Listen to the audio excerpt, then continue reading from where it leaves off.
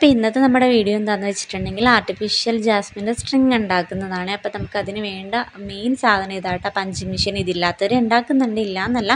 ഇതിപ്പോൾ എൻ്റെ കയ്യിലിരിക്കുന്ന 1.5 ഇഞ്ചിൻ്റെ ആട്ടോ. പിന്നെ ഇതാ പ്രധാനപ്പെട്ട വേറെ 2 സാധനങ്ങളാണ് ഈ ഫോം ഷീറ്റുകൾ. ഇത് ഒലിവ് ഗ്രീനും ഐവറി കളറും ആട്ടോ നമ്മുടെ കയ്യിലുള്ളത്. ഒലിവ് ഗ്രീൻ നമ്മൾ സ്റ്റെമ്മിന് വേണ്ടിയിട്ടാണ് യൂസ് ചെയ്യുന്നത്. അപ്പോൾ അതാ ഐവറി കളറിലെ ഫോം ഷീറ്റ് ഞാൻ ചെറിയൊരു പീസാക്കി കട്ട് ചെയ്തെടുത്തിട്ടുണ്ട്. അത് 2ആയിട്ട് മടക്കിയാണ് ഞാൻ പഞ്ച് ചെയ്യുന്നത്. അപ്പോൾ ഇതാ ഇതുപോലെ പെർഫെക്റ്റ് ആയിട്ട് കിട്ടുകയും, 2ആയിട്ട് മടക്കുന്ന വേറൊന്നും കൊണ്ടല്ല, മെഷീൻ്റെ ഇടക്ക് ചിലപ്പോൾ കുടുങ്ങുകയും അങ്ങനെ വരുവാണെങ്കിൽ ഇതിൻ്റെ ഇതളുകൾ കട്ടായി പോകും. അപ്പോൾ നമുക്ക് പെർഫെക്റ്റ് ആയിട്ട് കിട്ടില്ല. ഇനി അടുത്ത സ്റ്റെപ്പ് എന്ന് വെച്ചിട്ടുണ്ടെങ്കിൽ ചെയ്തെടുത്തതെല്ലാം നമുക്കിതാ ഇതുപോലെ ഇതളുകളാക്കി എടുക്കണം. അതായത് ചുരുക്കി എടുക്കണം. അതിന് അയൺ ബോക്സിൻ്റെ മേലെ വെച്ചിട്ട് ഹീറ്റ് ചെയ്യിച്ചെടുക്കുകയാണ് ചെയ്യുന്നത്.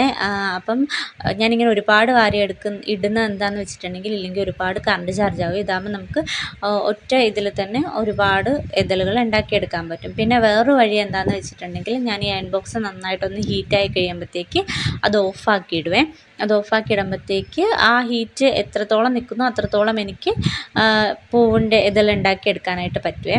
ഇനി അടുത്തത് എന്താണെന്ന് വെച്ചിട്ടുണ്ടെങ്കിൽ, നെക്സ്റ്റ് സ്റ്റെപ്പ് എന്താണെന്ന് വെച്ചിട്ടുണ്ടെങ്കിൽ, ഇതുപോലെ സ്റ്റെം ഒട്ടിച്ചെടുക്കുക എന്നുള്ളതാണ്. അപ്പം ആ പൂവിന് ബാക്ക് സൈഡിലായിട്ട് ഗ്ലൂ ഗണ്ണാണ് ഞാൻ യൂസ് ചെയ്യുന്നത്. അതാകുമ്പോൾ കുറച്ചും കൂടി കട്ടി, അതായത് പെട്ടെന്ന് പൊളിഞ്ഞു പോരത്തില്ല.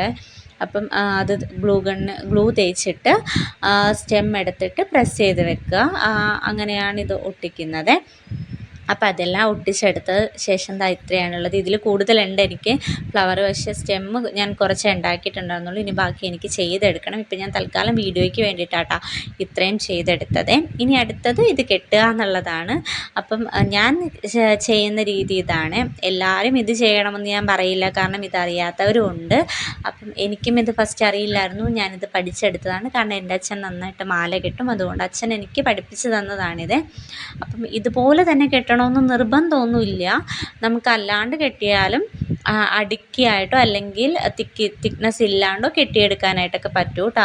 പക്ഷേ എങ്ങനെ കെട്ടുന്നു എന്നതിലല്ല, അത് അഴിഞ്ഞു പോകാത്ത രീതിയിൽ കെട്ടണം എന്നുള്ളതാണ് കാര്യം കേട്ടോ. അപ്പം എങ്ങനെ കെട്ടിയാലും കസ്റ്റമർക്ക് ഇഷ്ടപ്പെട്ടാൽ അവരത് വാങ്ങും. പക്ഷേ നല്ല രീതിയിൽ അഴിഞ്ഞു പോകാത്ത രീതിയിൽ അത് കെട്ടി വെച്ചിട്ടുണ്ടാവണമെന്ന് മാത്രമേ ഉള്ളൂ കേട്ടോ. അപ്പോൾ ലാസ്റ്റ് ഇതാ കെട്ടിയൊക്കെ കഴിഞ്ഞിട്ടുണ്ടെങ്കിൽ ഇതുപോലെയാട്ടോ നമ്മുടെ സ്ട്രിങ് ഇരിക്കുന്നത്. ഇതിപ്പം ഞാൻ ഹെവി സ്ട്രിങ് ആണ് ചെയ്തിരിക്കുന്നത്. അത് 5 പെറ്റൽസിൻ്റെ ആട്ടോ ഞാൻ ചെയ്തിരിക്കുന്നത്. ഇതെനിക്ക് ഒരു ഓർഡർ വന്നിട്ടുണ്ട്. അപ്പം 5 പെറ്റൽസിൻ്റെ. അപ്പം ഞാൻ ഓർത്തു വീഡിയോയും എടുക്കുക, കൂടെ ഇത് ചെയ്തും പോകാമല്ലോ എന്ന് ഓർത്തിട്ടുണ്ടായിരുന്നേ. അപ്പോൾ ഇത്രയും ഞാൻ ഫ്ലവർ കാര്യങ്ങളൊക്കെ ചെയ്ത് വെച്ചിട്ടുണ്ടായിരുന്നുള്ളൂ. ഇനി ബാക്കി എനിക്ക് ചെയ്യണം. അപ്പം നിങ്ങൾ ചെയ്യാൻ താല്പര്യമുള്ളവരാണെങ്കിൽ എൻ്റെ വീഡിയോ മനസ്സിലായിട്ടുണ്ടാവുമെന്ന് ഞാൻ വിചാരിക്കുന്നു. അപ്പം ഇത്രയുള്ള വീഡിയോ ഇഷ്ടപ്പെട്ടാൽ ലൈക്ക് ചെയ്യുക, ഷെയർ ചെയ്യുക, സബ്സ്ക്രൈബ്